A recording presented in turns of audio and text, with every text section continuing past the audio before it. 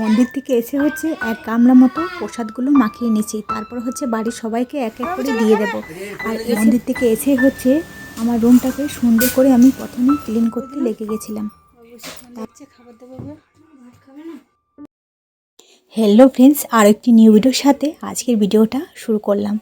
কালকে তো ব্লগে আপনাদেরকে বলেছিলাম 5 মাসে পুজোটা সম্পূর্ণ করার জন্য আমরা এসেছিলাম এই মন্দিরে। এই মন্দিরে আসার পরে হচ্ছে এখন আমাদের সমস্ত কিছু দেখানো কমপ্লিট, মানে পুজো দিয়ে দিয়েছি, আরও যে প্রসেসগুলো মানে দেখেছিলাম সেগুলো সমস্ত দেখিয়ে দিয়েছি বাবাকে। তারপর হচ্ছে বাড়ি চলে যাচ্ছি। আর রাস্তায় এত পরিমাণে ধুলো বালি, তো এসে স্নান করতে হলো, স্নান করে নিয়েছি। আর এইদিকে দেখো বাড়ি ঘরে কী অবস্থা। এই দেখো বেডটা যে দিয়েছিলাম, তো মানে বেডটা বিছিতেও পাইনি, এখানে রেখে দিয়েছি। চলো এখন ঘরগুলো দেখো কী অবস্থা। তো মন্দির থেকে আসার পথে এত পরিমাণে গুমটানি একটা গরম ছিল, যেটা কি বলবো। মানে আপনাদেরকে সকালেই তো বলেছিলাম যে রোদ দিয়েছে হালকা হালকা, সেই রোদে হচ্ছে আর কি এই যে বেডটা ছিল, বেডটা হচ্ছে রোদে দিয়ে গেছিলাম। মানে বাড়ির সমস্ত যে কাপড় জামাগুলো থাকে না, সেগুলো একটা কেমন একটা গন্ধ বেরোচ্ছিলো, যেটা গুমো গুমো গন্ধ হয়, সেটা বের হচ্ছিলো। তো সেই জন্য হচ্ছে আর কি সমস্ত কিছু হচ্ছে রোদে দিয়ে গেছিলাম। তো আসার পথে এত গরম, মানে গুমটানি একটা গরম যে কি বলবো, অবস্থা খারাপ হয়ে গেছিলো। আর সেই সাথে হচ্ছে ধুলো বালিতে তো একেবারে গা হাত পা চ্যাপচ্যাপিনি হয়ে গেছিলো। তো এসে পরে হচ্ছে সবাই মিলে আমরা স্নান করেছি, মানে গরমে জ্বালাতে হচ্ছে আর কি স্নান করেছি। তারপরে এসে অনেক কিছু কাপড় জামা যেগুলো ছিল সমস্ত কিছু সেগুলো হচ্ছে ধোয়া পড়ে। এখন এই যে বাড়িতে এত সমস্ত কাজ আমার বেড়ে গেছে না, যে এটা আর কি বলবো।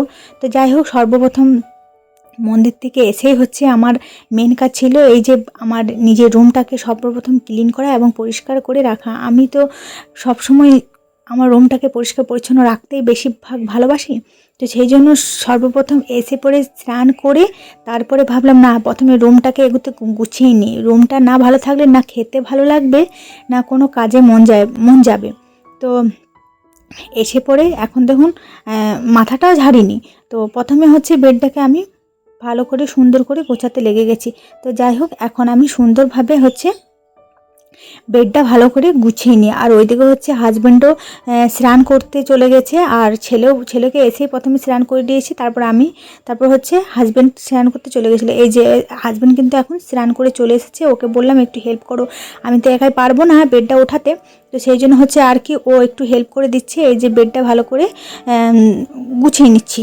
তো যাই হোক, আমরা এখন বেডটা ভালো করে গুছিয়ে নিই, তারপর হচ্ছে খাওয়া দাওয়ার দিকে যাব। এখনও পর্যন্ত কিছু খাইনি, আমি তো কিছু খাইনি, যদিও বা হাজব্যান্ড এবং ছেলে হচ্ছে ওরা অল্প করে ভাত খেয়ে গেছিলো, আর আমি তো কিছুই খেয়ে যাইনি। মন্দিরে হচ্ছে ওই যে পুজো দিয়েছি, একটু জল আর একটু ওই যে বাতাসা খেয়ে সেটা খেয়ে চলে এসেছি। রাস্তার মাঝেও গাড়ি দাঁড় করিয়ে কিচ্ছু খাইনি, প্রচণ্ড পরিমাণে আমার খিদেও পেয়ে গেছিলো। তো যাই হোক, খিদে পেয়ে গেছিলো, তো আমি বললাম প্রথমে তুমি রুমটাকে প্রথমে ক্লিন করো, তারপর হচ্ছে খাওয়া দাওয়ার দিকে যাওয়া যাবে। তো যাই হোক, এখন কিন্তু রুমটা ভালো করে আমরা গুছিয়ে নিই, তারপর হচ্ছে খাওয়া দাওয়ার দিকে যাবো।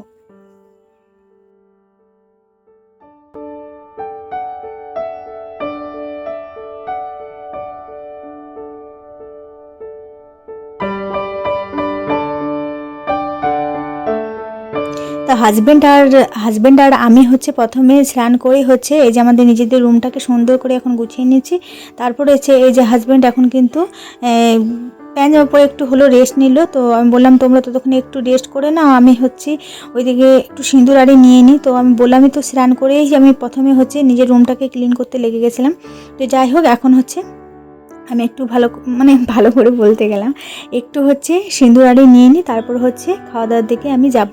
প্রচণ্ড পরিমাণে খিদে পেয়ে গেছে, সেই সকাল থেকে কিচ্ছু খাইনি। এই যে দেখুন, যে কচু মুসুরির একটা সবজি করেছিলাম সেটা, আর আলু মাখা, আর সাথে হচ্ছে ওই যে কুলেখাড়া শাকটা ছিল, আর মূলো শাক ভাজা, সেগুলো হচ্ছে আর কি রান্না করে গিয়েছিলাম। প্রচণ্ড পরিমাণে খিদে পেয়ে গেছিলো, এই যে আমি এখন খাচ্ছি।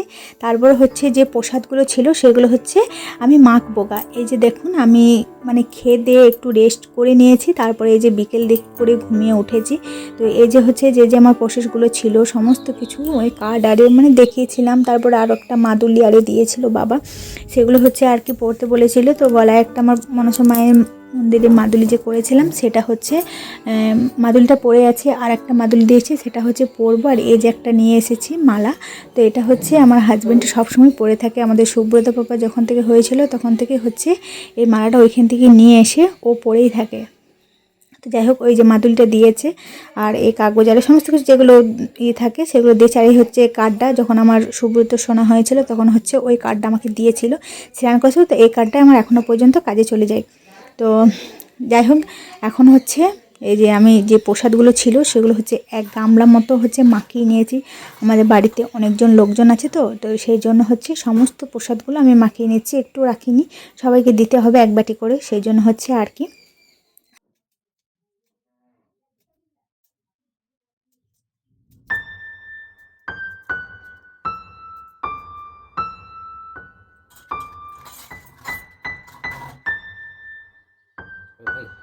হাজব্যান্ডও চলে এসেছে, তো হাজব্যান্ডকে বললাম তুমি যখন এলে তো ফলগুলো কেটে দাও। তো ওই হচ্ছে আর কি চলে এসেছে, ওকে ফলগুলো হচ্ছে কাটা করাচ্ছে, তারপর হচ্ছে আমি একটু মেখে নেব, দিয়ে সবাইকে দিয়ে দেবো। আর আমার ছেলে তো প্রসাদ খেতে ভীষণ ভালোবাসে, আর আমিও তো ভালোবাসি ভীষণ প্রসাদ খেতে। তো এই যে দেখুন, এই হচ্ছে সমস্ত কিছু প্রসাদগুলো এক গামলা মতো এখন মাখিয়ে নিয়েছি। তো এগুলো হচ্ছে আর কি সবাইকে দিয়ে দেবো।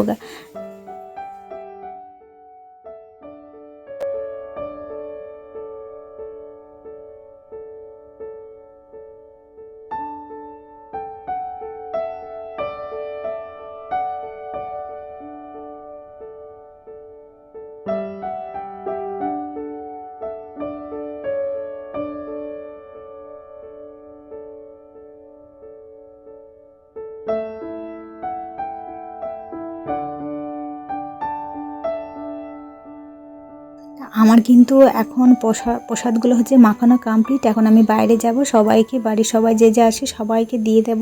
আর প্রথমে হচ্ছে আমার ছেলে চলে এসেছে, এই যে বললো মা আমাকে প্রথম দিয়ে দাও, ওকে এক প্লেট মতো দিয়ে দিলাম, তারপর হচ্ছে সবাইকে দিয়ে দেবো গা। যাই হোক বন্ধুরা, ভিডিওটা আমি এখানে এন্ড করছি। ভালো লেগে থাকলে অবশ্যই লাইক কমেন্ট করে আমার সাথে থাকবেন, পাশে থাকবেন। দেখা হবে নেক্সট একটা নিউ ভিডিওর সাথে। এখনকার মতন টাটা।